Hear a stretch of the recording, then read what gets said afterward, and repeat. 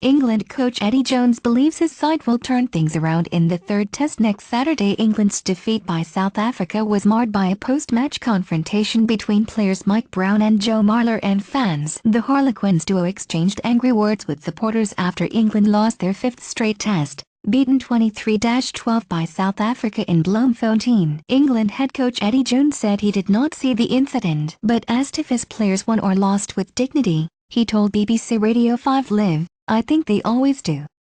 A further sign of England's frustration came when scrum half Ben Youngs walked away from a television interview after one question. He subsequently apologised on social media for conduct that was strongly criticised by Sir Clive Woodward in his role as a pundit. "Just wanted to say sorry I walked off during my interview with Sky Sports," Youngs said on Twitter.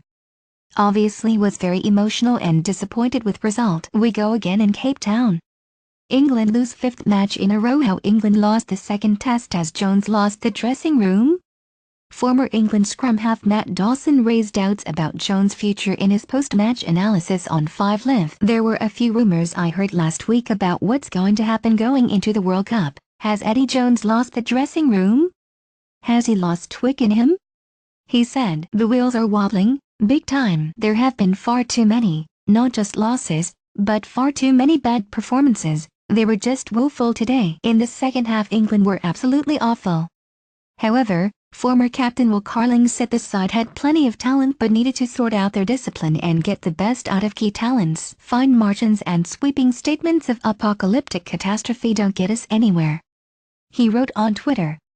"Need to get the best out of it, coach. Vunipolas again. Defeat like a horror movie." Jones described England's fifth defeat in a row as like a horror movie but said his team was determined to get our pride back in next week's final test. "This team has a lot of pride. We've won back-to-back Six Nations, equaled the record for wins," said Jones.